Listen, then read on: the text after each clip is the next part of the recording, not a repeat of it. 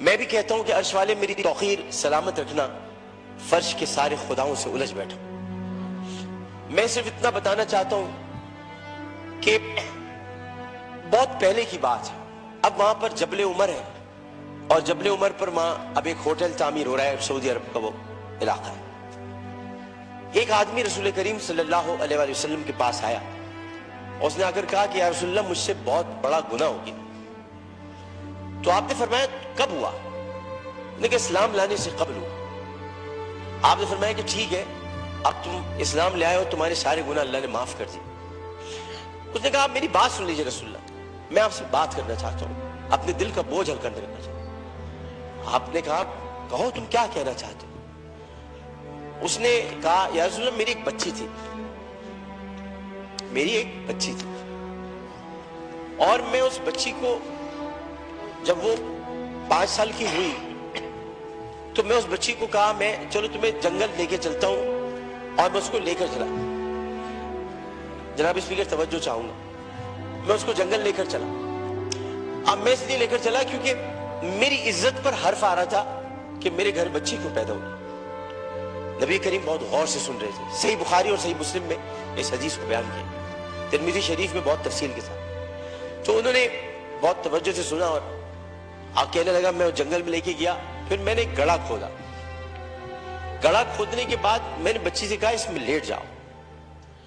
اچھا جب میں گڑھا کھود رہا تھا تو یا رسول اللہ مجھے ایک بات یاد آئی کہ وہ کھودتے کھودتے مجھے پسینہ آنے لگا، تو اس نے اپنے چھوٹی سی چادر سے میرا پسینہ بھی صاف کیا، اور اس کے بعد میں نے اس بچی کو گڑھے میں ڈال دیا، اور پھر میں نے مٹی ڈالی تو عربی میں اسے مجھ سے کہا، ترجمہ آپ کے سامنے پیش کروں، بابا بابا میں مر جاؤں گی بابا، اور میں نے اس کو مار دیا۔ بہت دیر تک خاموشی حجر رسول میں رہی۔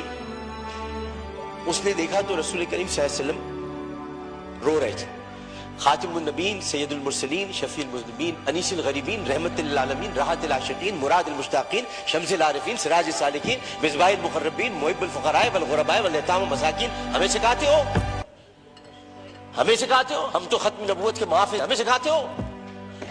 سید الثقلین، نبی الحرمین، امام القبلتین، وسیلتنا فی الدارین، صاحب قاب قوسین، محبوب رب المشرقین ورب المغربین، جد الحسن والحسین، مولانا مولا الثقلین، ابی القاسم محمد بن عبداللہ۔ پر درمیان میں نہ بولو، حدیث کے درمیان نہیں بولو۔ اس کے بعد نبی کریم صلی اللہ علیہ وسلم نے یہ کیا کہ ان کے زار و قطار آنسو بہنے لگے، اور انہوں نے کہا کہ قسم اس پروردگار کی جس کے قبضے میں محمد کی جان ہے صلی اللہ علیہ وسلم، اگر تو اسلام نہ لاتا تو میں تجھے سر عام سب کے سامنے تیری گردن اڑاتا۔ یعنی مطلب یہ ہوا کہ نبی کریم نے بہت پہلے بتا دیا تھا کہ بچیوں کے ساتھ ظلم کرنے والوں کو سر عام ان کی گردن کاٹی جائے۔ یہ اصول متعین کر دیا تھا محمد مصطفیٰ، یہ سزا متعین کر دی۔ ظلم کرنے والا جناب اسپیکر کوئی صنف نہیں رکھتا، خدا کے لیے اسے مرد نہ کہے، خدا کے لیے اسے عورت نہ کہے۔ ظالم کی صنف نہیں ہوتی، ظالم کی صنف نہیں ہوتی، ظالم نہ مرد ہوتا ہے، ظالم کو مرد نہیں کہتے۔ میرے بھائی نے کہا ہے فیصل بانڈے نے میں نامرد بنا دوں گا، ارے وہ تو ہے ہی نامرد، جو عورتوں کی عزت لوٹتے انہیں کیا نامرد بناؤں، وہ تو ہے ہی نامرد۔ ہم ظالم کی صنف مقرر کر کے معاشرے کو پھر تقسیم کرتے ہیں۔ ہمیں کسی کی صنف مقرر نہیں کرنی، ہمیں صرف اور صرف قرآن اور سنت کے مطابق ان سزاؤں کا احیا کرنا ہے جن کی ضرورت ہے۔ بحث ہمیں یہ کرنی ہے کہ انسانیت کی تذلیل ہوئی، بحث ہمیں یہ کرنی ہے کہ ہم کیا کر رہے ہیں، بحث ہمیں یہ کرنی ہے کہ اگر ہم ریاست مدینہ کے دعوے دار ہیں تو ریاست مدینہ میں اگر ایسا واقعہ ہوتا تو ہم کیا کرتے۔ ہمیں یہ کرنا ہے، ہمیں قانون سازی کرنی ہے، ہمیں اسمبلی میں بیٹھ کر اس معاملے کو مل جل کر حل کرنا ہے۔ جبکہ قرآن کہتا ہے ان الصفا والمروہ من شعائر اللہ، جب اللہ نے 2 پہاڑوں کو مروہ اور صفا کو عزت دے دی تو پھر ان کی عزت کیوں نہ اتاری جائے، جنہوں نے پہاڑوں کے نام پر عزت دینے والے پروردگار کی پیدا کی ہوئی مروہ کو بے عزتی کے ساتھ اس کی عصمت دری کی، ان کی عزت کیوں نہ اچھالی جائے، ان کی گردن کیوں نہ کاٹی جائے، ان کو سر عام پھانسی کیوں نہ دی جائے۔ جناب اسپیکر، میں آپ سے صرف یہ بات کہنا چاہتا ہوں، میں شکریہ ادا کرتا ہوں اپوزیشن بینچز کا بھی، میں شکریہ ادا کرتا ہوں اپنی پارٹی کا بھی، میں سب کا شکریہ ادا کرتا ہوں کہ جو اس وقت اس درد کو سمجھ رہے ہیں, جو درد کو سمجھ کر بات کر رہے ہیں, اور جو نہیں چاہتے کہ اس وقت سیاست ہو. ہم میں سے کوئی نہیں چاہتا, اور جو ان باتوں پر سیاست کرے گا معذرت کے ساتھ, پھر وہ سیاست کر رہا ہے, عبادت نہیں کر رہا. وہ عبادت نہیں کر رہا. یہ اس وقت عبادت کا مرحلہ ہے, اور عبادت صرف 5 وقت پروردگار کے سامنے سر جھکانے کا نام نہیں ہے.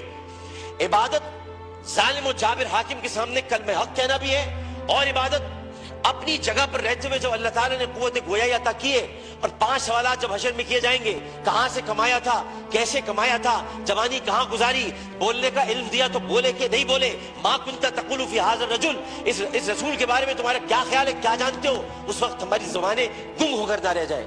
اس لیے ہمیں اپنی اپنی جگہ پر رہتے ہوئے اس کو عبادت سمجھ کر اپنا حق ادا کرنا ہے.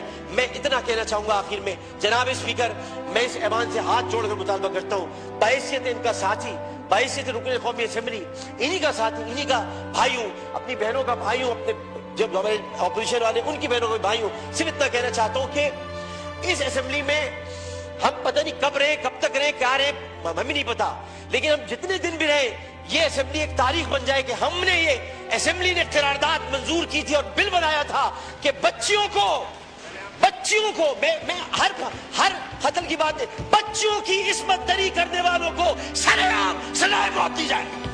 شکریہ جناب.